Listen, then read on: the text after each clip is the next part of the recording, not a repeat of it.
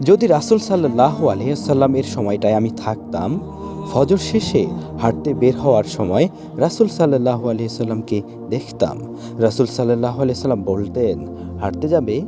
আমি অবুঝ শিশুর মতো মাথা ঝাঁকিয়ে হ্যাঁ বলতাম।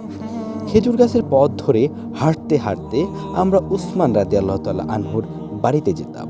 এক টুকরো গোস্ত আর দু টুকরো রুটি খেয়ে তৃপ্তির ঢেকুর তুলে আলহামদুলিল্লাহ বলতাম। আহ, সেই সময়টায় যদি আমি থাকতাম।